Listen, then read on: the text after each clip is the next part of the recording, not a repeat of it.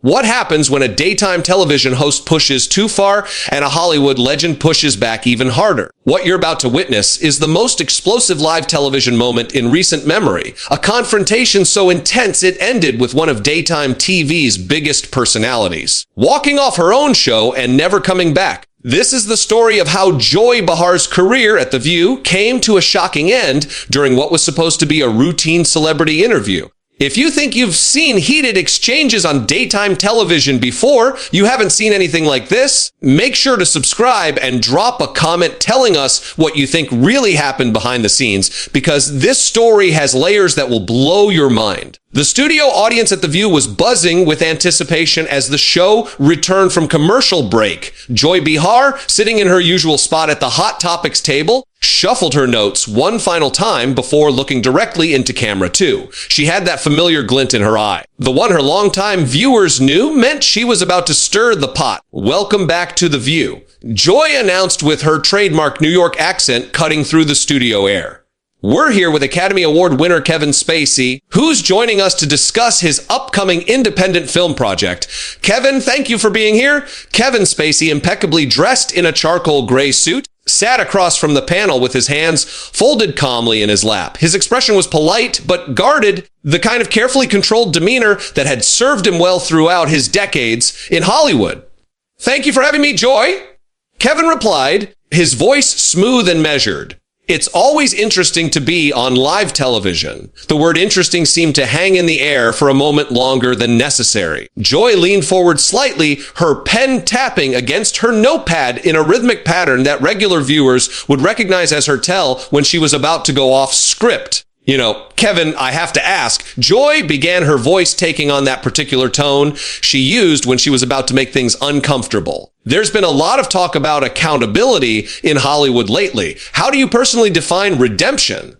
The question landed like a stone dropped into still water. Kevin's jaw tightened almost imperceptibly, but his media-trained smile remained firmly in place. Well, Joy, I think redemption is about the work we do moving forward. Kevin answered carefully. It's about contributing positively to the artistic community and focusing on the craft that brought us all together in the first place. But is it really that simple? Joy pressed, her voice growing sharper. Can someone just decide they've moved forward and expect everyone else to move with them? The studio audience had grown noticeably quieter. Even the other co-hosts seemed to sense that Joy was venturing into territory that hadn't been discussed during the pre-production meeting. Kevin uncrossed his legs and leaned back in his chair, his composure still intact, but his eyes now focused entirely on Joy. I think, Joy, that we live in a society where people are allowed to rebuild their lives. That's what I'm doing, focusing on my work and the projects that matter to me, right? But what about the people who can't just rebuild? Joy shot back, her voice rising slightly. What about the people whose lives were affected by actions that some people in this industry have taken? Don't they deserve more than just someone saying they're focusing on their craft? The tension in the studio was becoming palpable. Camera operators exchanged glances, and the show's producer could be seen frantically gesturing from the control booth. Though Joy seemed oblivious to the signals, Kevin's demeanor shifted almost imperceptibly.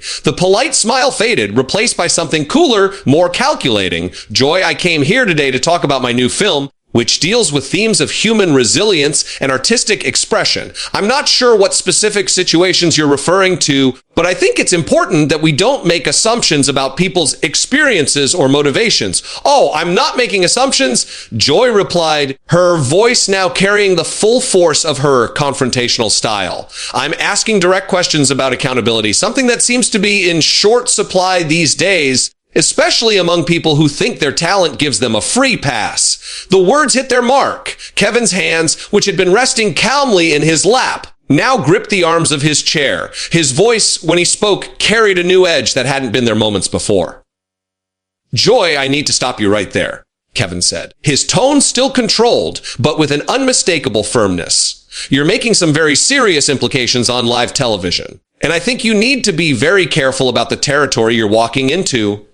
But Joy was in full attack mode now. The kind of confrontational stance that had made her a polarizing figure in daytime television. I'm being careful, Kevin. I'm being careful to ask the questions that need to be asked. The questions that maybe other people have been too intimidated to ask. Round intimidated. Kevin repeated, his eyebrows raising slightly. That's an interesting choice of words, Joy. Are you suggesting that other interviewers have been intimidated by me? I'm suggesting that maybe it's time someone asked the hard questions without worrying about ruffling feathers.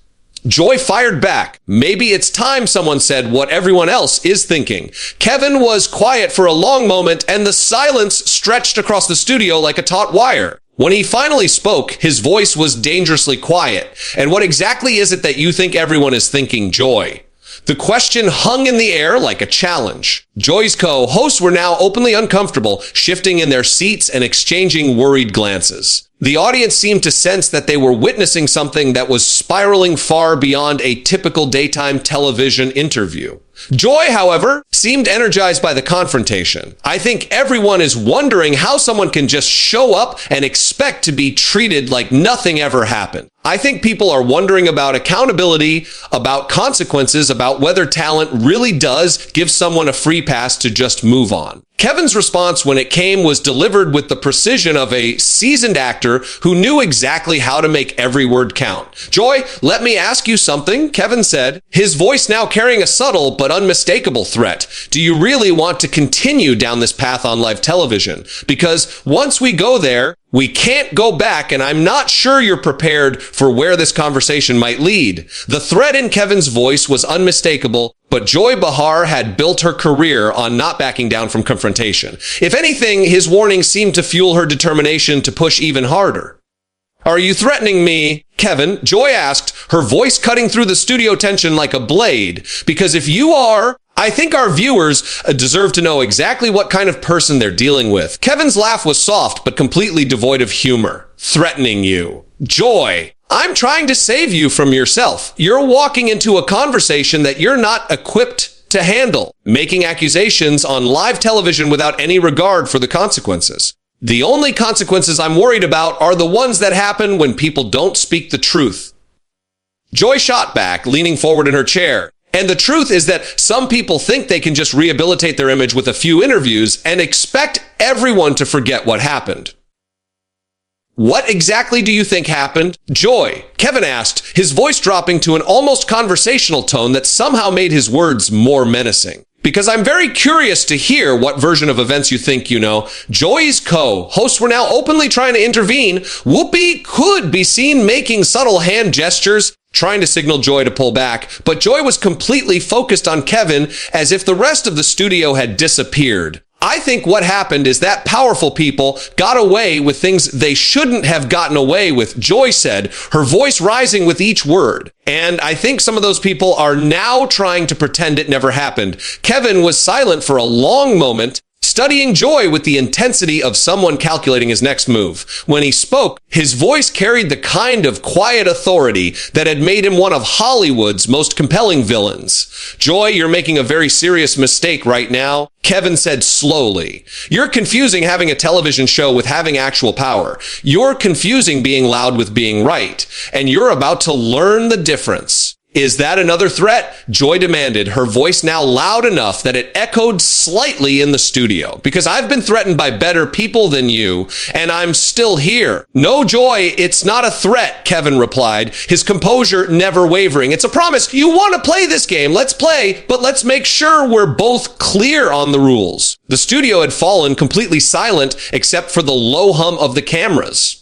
Even the crew members had stopped moving, sensing that they were witnessing something unprecedented. What rules? Joy asked, though for the first time since the conversation began. There was a slight tremor in her voice. Kevin smiled, but it was the kind of smile that belonged in a thriller movie. The rules are simple, Joy. You want to talk about accountability? Let's talk about your accountability. You want to discuss people's past actions? Let's discuss yours. My past actions. Joy laughed. But the laugh sounded forced. What are you talking about? I'm talking about the fact that you've built your entire career on attacking people who can't fight back, Kevin said, his voice gaining momentum. I'm talking about the countless guests who've sat in that chair while you ambushed them with questions they weren't prepared for, accusations they couldn't defend against on live television.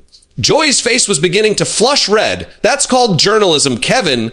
That's called asking the tough questions. No, Joy, that's called being a bully with a microphone, Kevin replied, his voice now carrying the full force of his theatrical training. And the difference between us is that I'm not going to sit here and let you do it to me. You can't intimidate me, Joy said. But her voice was noticeably less steady than it had been moments before. I'm not trying to intimidate you, Kevin said calmly. I'm simply pointing out that if you want to have a conversation about people's behavior, we should have an honest conversation. And honestly, Joy, your behavior over the years has been far more destructive than anything I've ever been accused of. The accusation hit Joy like a physical blow. Her mouth opened and closed several times before she found her voice again. How dare you? She managed to say.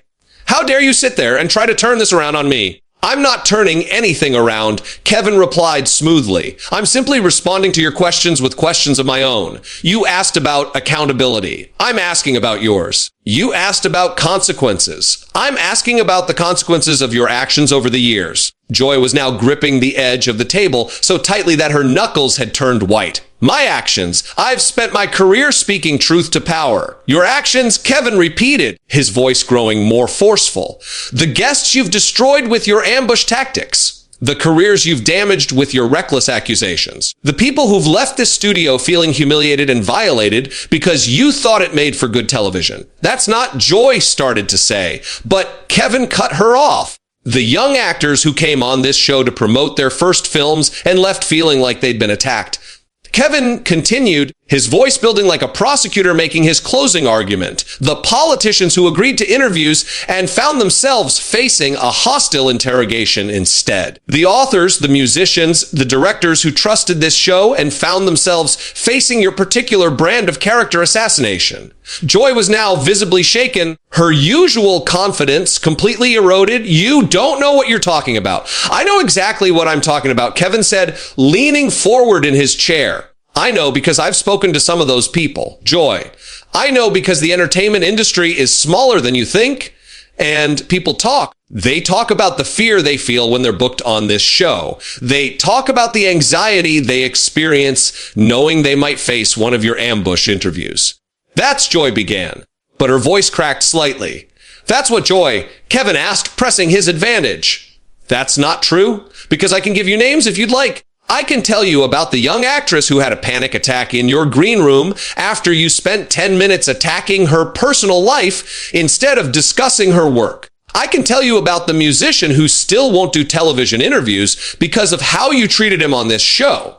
Joy's face had gone from red to pale, and her hands were now trembling slightly. The other co-hosts were looking between Joy and the control booth, clearly desperate for someone to intervene. You're lying, Joy said, but her voice was barely above a whisper.